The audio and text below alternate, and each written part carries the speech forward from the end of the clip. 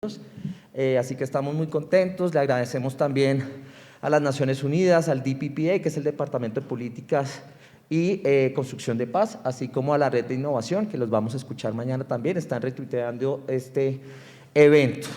Entonces, la primera pregunta, doctora Matallana, nos la hace Mariana Santos, que está conectada, nos van a acompañar mañana también de la Fundación Compás, que es la fundación del expresidente Santos, que también se ha unido a este evento. Y la pregunta de Mariana es: ¿cómo se puede superar el rechazo inicial que tenemos las personas a las historias trágicas o dolorosas? La misma razón por la que muchas personas en Colombia no ven noticias y las evitan activamente puede hacer que no quieran acercarse a este tipo de historias dolorosas. Sí, muy interesante la pregunta, porque evidentemente, como yo lo presenté, es, bueno, vamos a oír tragedias, ¿no? Pero, digamos, yo después del trabajo, y creo que coinciden mis colegas, yo no pensaría que son, a veces lloramos, pero también nos reímos, o sea, la actitud nuestra fue, la dermatóloga quería ver la piel, a ella le parecía de ataque una cantidad de lesiones que a nosotros nos parecían terribles, y ella decía, pero mira esto no se ve, mira la oreja, la nariz, yo no sé qué, tal. Y nosotros empezábamos siempre con las cosas de salud, o sea, la tragedia no era como el común denominador. No obstante, cuando uno comienza a ver, evidentemente es una tragedia como de película, Mariana, es como cuando uno ve las películas, o sea, las películas dramáticas, uno entra, ve cuando eran felices, casi todos inician la historia diciendo por qué entraron al movimiento insurgente. Entonces, en esa entrada son niños, todos campesinos, todos de unas zonas lejísimas. Entonces, creo que la mejor manera de responderte es que era como entrar a una película. Nos sentamos, vimos una película, de ahí que también yo sigo diciendo que una alternativa tiene que ser la ficción. O sea, a mí las películas, pues las películas me gustan y uno entra y era todo un guión de ese estilo. O sea, el dolor de ese dolor, de que el brazo me zangoleaba, de que no me sentaba y todo. Voy a decir una cosa que es el siguiente paso, que incluso lo vamos a hacer con Andrés, que es el análisis de las narrativas. Pero indudablemente un descubrimiento que yo tuve y tuvimos nosotros, lo del equipo de salud mental, de neurociencias y tal, es que la resiliencia y la cohesión grupal, de la que también hablaron esta mañana, era tan fuerte que era increíble. Yo hasta antes de empezar el proyecto, y creo que yo sabía del conflicto, no tenía ni idea, yo pensaba que los exguerrilleros los asesinaban porque nunca traían heridos. Y las cosas de resiliencia, de salud y todo, eran esas novelas en las que entrábamos. Entonces, qué pena alargarme, pero evidentemente es doloroso, pero era una película. Y en los noticieros creo que lo que nos dan son unos flashes amarillistas. Aquí era entrar cuando eran niños, que veían 40, ellos mismos se iban allá, al río, al verde, al colega, al amigo. Las veces que los vimos llorando, excepto la señora que lloraba con una tristeza profunda, lloraban por nostalgia de sus familiares que eran sus compañeros. Gracias, Diana. Aquí hay varias preguntas. Vamos a empezar con María Elisa. Quienes quieran hacer más preguntas, levantan manos y quieren presentarse también para que la gente del otro lado del streaming los conozca. ¿Y qué hacen? Porque aquí hay gente muy interesante de muchas organizaciones. Muchas gracias. Mi nombre es María Elisa Pinto, yo soy presidente del Consejo Directivo de la Fundación Prolongar, en donde hemos trabajado con lenguajes artísticos para la construcción de paz y la reconciliación, y trabajamos mucho con víctimas y sobrevivientes de minas antipersonal. Entonces me conecto mucho con el tipo de lesiones y de imágenes que vieron corporales y de sufrimiento. Tengo 3 preguntas. La primera es si hicieron algún tipo de curación médica, dermatológica o también psicológica, si hubo algún tipo de terapia o si solo recogían información, digamos. Sí, bueno, o no sé si vas a responder. Sí, ya te respondo esa primera. Sí, es muy importante en realidad. La gran mayoría de las lesiones ya estaban cerradas y todo, pero lo que hicimos es capacitación a los que no necesitaban una intervención. En el caso, por ejemplo, del indígena, que llamamos el caso del Nucac, él sí tenía una infección y todavía hacemos seguimiento. Ellos en ese momento, cuando los recogimos las narraciones, ellos ya estaban entrando al sistema de salud y para ellos ha sido muy difícil comprender esas dinámicas, sobre todo fuera de Bogotá, de la medicina. Las empresas prestadoras de salud se demoran mucho. En cosas de salud tenemos otras cosas que vendrán más adelante, que de aquí hemos sacado, pero en general sí, la idea era otorgar información, cura, lo que sea en ese momento, guiarles en las rutas que tenían que hacer para su sistema de salud. Y en la parte psicológica fue muy interesante porque la primera editora que intentó hacer un barrido más o menos editorial de las narraciones, porque había que transcribir y tal, decía, que es una comunicadora social, decía, pero ¿y ustedes cómo hacen para sacarle esas cosas? Ella marcaba todo lo de salud. A mí nunca se me hubiera, yo recojo narrativas, pero a mí nunca se me hubiera ocurrido preguntarles estas cosas, qué sintió, dónde le dolió, porque cómo era el ardor, no sé qué. Entonces, digamos, eso para nosotros pensamos que para ellos fue una experiencia, la verdad que uno la puede ver más con los audios, porque fue una experiencia en la cual ellos no estaban cargados de nada, ellos contaban, era una cosa muy interesante y nosotros lo que sentíamos, sí sentíamos un dolor un poco, pues como en las películas, pero era un sostén mutuo psicológico, ellos a nosotros y nosotros. Entonces cuando a nosotros se nos corrían las lágrimas por algo duro, decía, no, mamita, pero es que la guerra, por eso es que le digo, la guerra no tiene sentido, en la guerra pasa de todo, y las narraciones son fuertes, hay unas muy fuertes. Vale, gracias. Gracias por la respuesta. Entonces, mis otras dos preguntas tienen que ver con los dilemas éticos en torno también a la dignidad de las víctimas, de qué tanto muestras con fotografía, que tanto se visibiliza mucho más la tragedia que la resiliencia, que tanto sí, y nosotros lo digo porque nosotros también hicimos un informe de memoria histórica con víctimas de minas antipersonal con fotografía y fue todo una pregunta que nos hicimos, ¿nos enfocamos en el muñón ¿sí? o nos enfocamos en otro tipo de imágenes? Y creo que las personas que trabajamos con estos lenguajes, pues creo que es muy, muy importante que nos hagamos esas preguntas y que también todo el tiempo estemos validando con la manera en que las personas con las que trabajamos se quieren sí, ver, se identifican con eso, no, en fin. Y la tercera es, ¿qué hacemos con las cicatrices invisibles? ¿Qué pasa cuando pues que hay muchísimas, ¿no? Y también incluso en víctimas de minas, uno siempre asocia la víctima de mina con amputación y muchas veces la explosión tiene implicaciones en órganos internos y por supuesto psicosociales. ¿Qué hacemos con esas heridas que no se ven? Sí, bueno, muy interesante.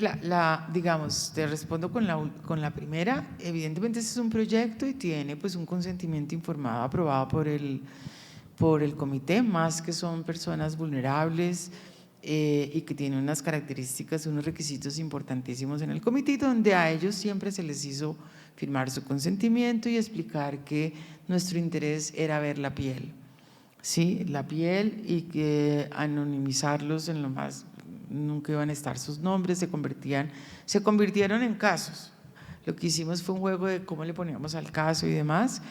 Y cuando vean el libro van a ver que hay varios, pero la pretensión era examinar la piel, que a través de la piel él contaba, todas tenían que ver con el conflicto, cuando iba en el río, cuando me picó el pito, la ametralladora, la bomba. En la población civil tenemos un antipersonas, una víctima de una mina de estas. Entonces yo creo que, yo vuelvo y repito, no sé por qué o por el tiempo, lo que fuera, pero ellos ni siquiera, es decir, no era algo que a ellos les interesaba. Yo creo que tiene algo que ver con que eran excombatientes, creo que en poblaciones de un poquito incluso de recelo de los más de población civil y a veces militares, que con ellos no pudimos hacer nada, pero digamos, no, ellos lo miraban como, esta es mi historia.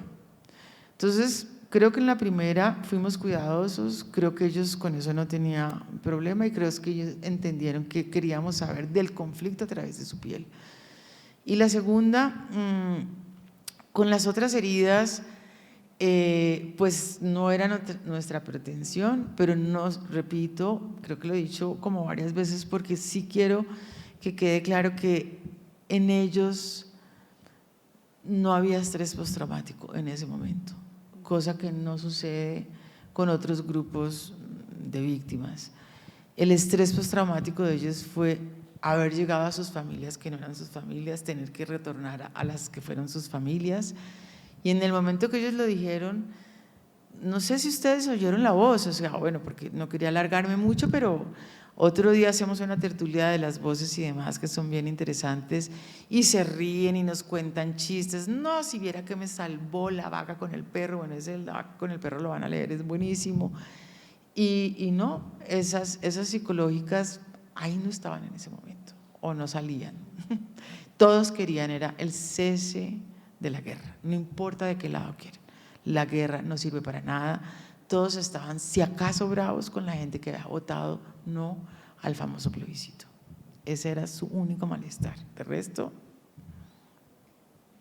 una experiencia, pues. Bueno, profesora Diana, pues muchísimas gracias. Yo soy Paula Andrea Jiménez, yo soy directora de mi propia organización, Laboratorio de Felicidad, que surge como una respuesta a trabajar por mucho tiempo en primera línea en derechos humanos y a ver que no teníamos herramientas, sino para probablemente hacer acción con daño y revictimizar, entonces utilizar más la ciencia, la psicología positiva, en vez de hablar de trastorno, hablar de crecimiento postraumático, ver el enfoque no solo en lo que nos falta, sino en los talentos sociales para el tema de… Entonces utilizamos artes, oficios manuales, rituales ancestrales, todo el tema de técnicas occidentales. Pero yo aquí me parece muy interesante cuando te escucho de la salud por dos experiencias y la pregunta va a ser la última. En la Sierra Nevada se hizo un estudio a través de las enfermedades de la piel de cómo era la calidad del agua.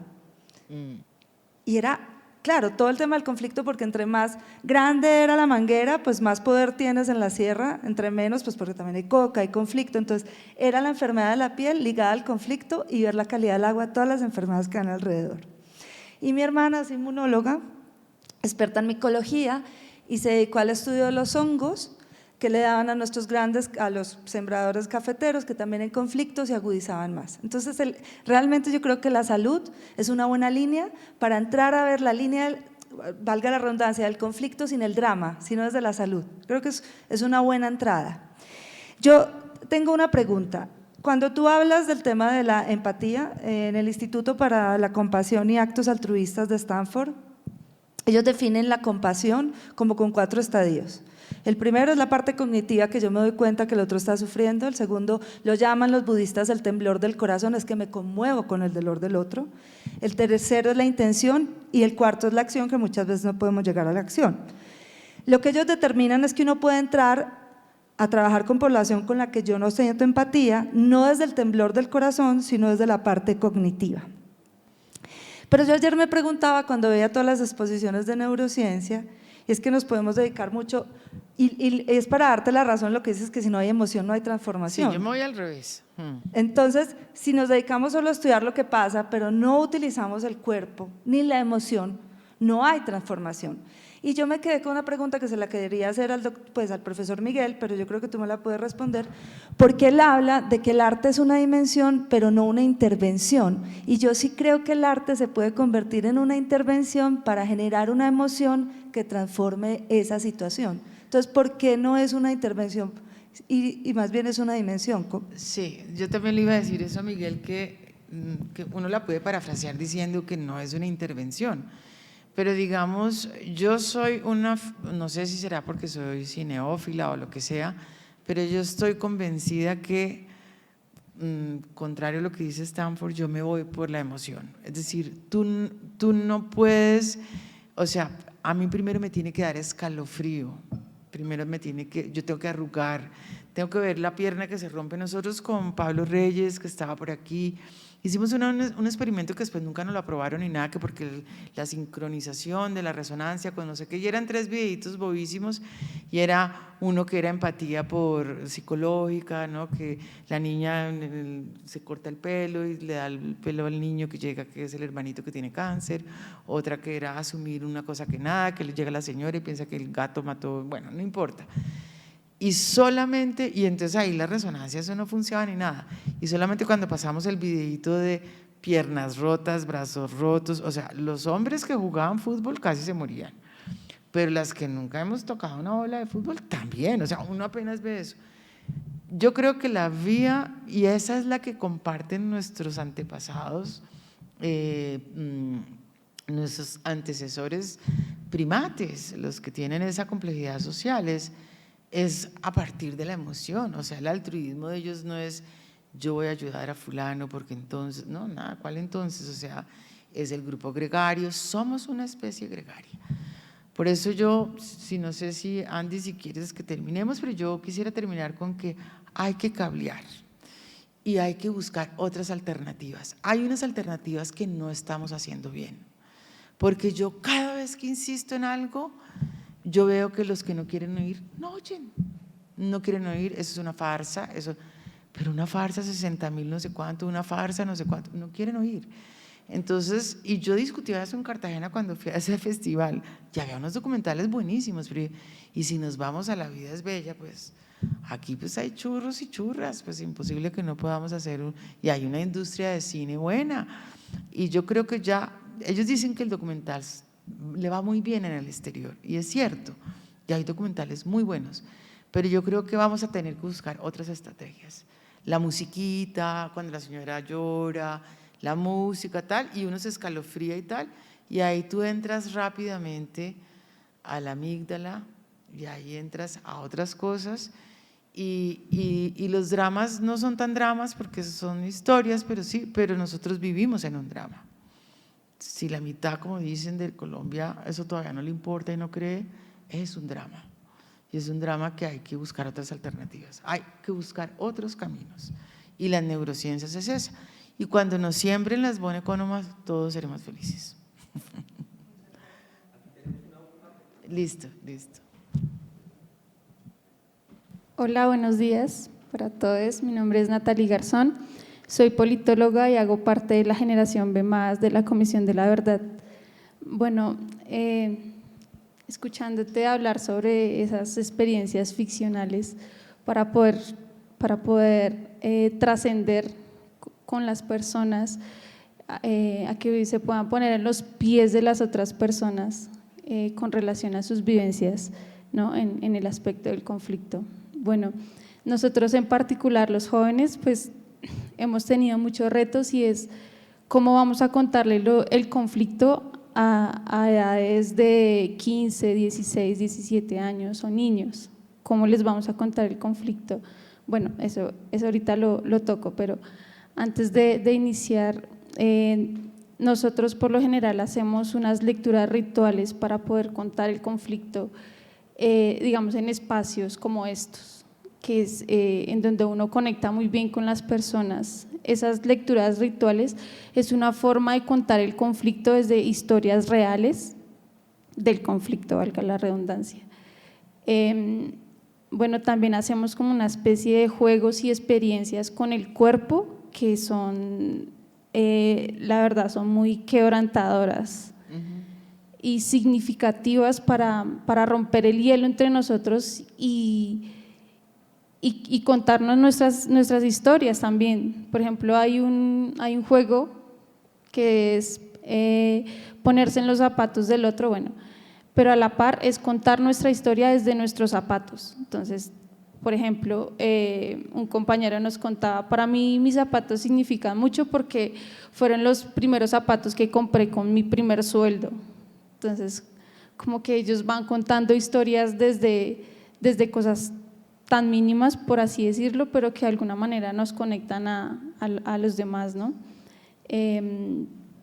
Y bueno, los retos que nosotros hemos tenido que pensar de cómo poder contar el conflicto a los niños más pequeños también ha sido una tarea difícil porque uno no se puede desbordar con esos temas y tampoco podemos pasarles documentales fuertes. Sin embargo, en mis experiencias pedagógicas que he tenido con los niños, afortunadamente la Comisión de la Verdad cuenta con un espacio pedagógico donde ellos hacen videos y para niños, para esas edades focalizadas, entonces pues no ha sido complicado. Bueno, un comentario que hacía uno de esos chicos que a mí me dejó como impactada. Nosotros no habíamos tocado el tema de la violación a las mujeres en esa conferencia, sin embargo él quiso dar un aporte de esos y él decía, yo estaba escuchando un testimonio de una indígena, estos testimonios que se han venido dando en la JEP sobre la rendición, ¿sí? Sobre los actores le están pidiendo perdón a las víctimas, ¿no? Y él decía que él estaba escuchando eso y él dijo, yo me imaginé a mi mamá en esas condiciones de esa indígena que era violada, que era ultrajada y yo lloré. Entonces como que todos en esa sala quedamos guau, o sea, estos jóvenes están escuchando esto y de alguna manera están pensando en qué pasaría si fuera mi mamá. Entonces creo que son experiencias de empatía muy interesantes. Sí, sí, Gracias. muchísimas gracias. Sí, yo creo que, digamos un poco, pienso que todo lo que se ha hecho después de la firma del acuerdo de paz en nuestro país sirve. Vuelvo al ejemplo de la Segunda Guerra Mundial. Europa entera no sabía lo que pasaban en los campos de concentración. Incluso en la Italia fascista, 10 años después comenzaron a salir documentales y los documentales eran una forma de contar lo que había pasado. Y la reacción de los jóvenes es, pero ¿cómo así que eso pasó? ¿Y por qué a mí nadie me dijo? Y los papás decían, pero pues, si nadie sabía. Es decir, claramente un documental.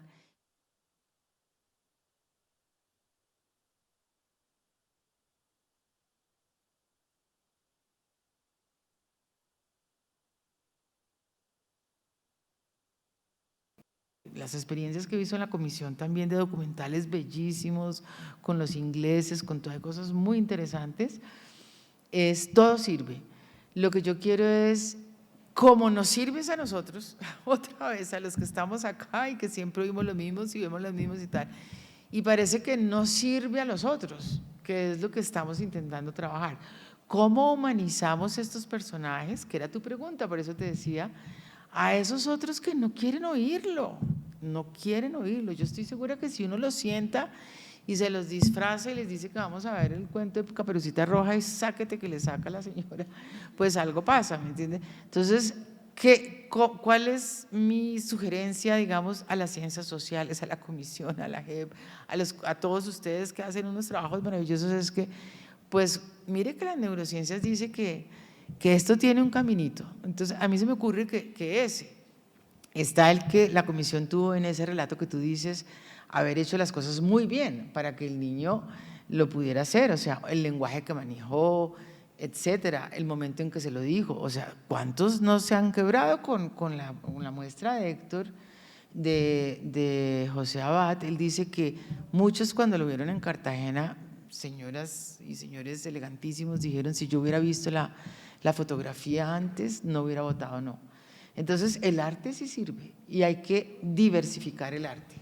Yo creo que ya… Perfecto. No, Andy, nos vamos a regaña. cerrar porque ya nos toca salir, pero Sí. profesor Wilson, por favor, que lo vamos a escuchar esta tarde. Es una cosa menor. La reacción ante la película Encanto. Estoy Sí. pensando en este tipo de uso de Sí. este tipo de recursos. Una gran cantidad de personas que, digamos, hay una investigación grande que tenemos sobre brechas para la paz, entre las cuales está evidentemente qué hacemos con la gente que no quiere ver y que no le interesa. Entonces muchas de esas personas que vieron Encanto igual no se resistían, es más, les molestó la película. O sea, ¿Ah, sí? abiertamente decían, pero ¿cómo es que Colombia va a poner estos desplazados? No, porque claro, otra gente decía, no, esto como que puso el Encanto demasiado ficticio, esto no es así, esto no era, no. Y otros decían, definitivamente no me gustó porque el tema del conflicto no es un tema. Yo le iba a preguntar si pensó en algo cuando vio Encanto, porque como esa película está en esa línea de construir una ficción y narrar parte de lo que pasó sin decir que están narrando directamente el evento, como usted dice, engañar un poco. Sí, claro, digamos piensa que, repito, ¿no? Los que ya estamos sensibilizados, pues seguimos viendo eso y vemos alternativas buenísimas.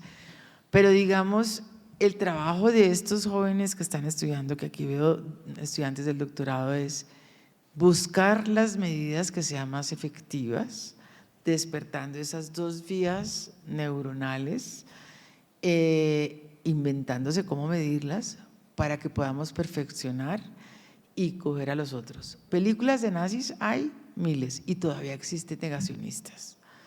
Películas de que la Tierra es redonda hay miles y todavía hay un grupito por allá que son tierraplanistas.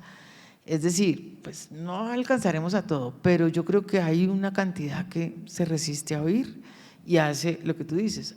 Pero de pronto uno dijo, ve como interesante, como lo puede haber dicho nosotros que sí estamos. O busquemos las alternativas, pero ahí les di los tips neurológicos. Bueno, muchísimas gracias a todos. Ok, gracias. Gracias.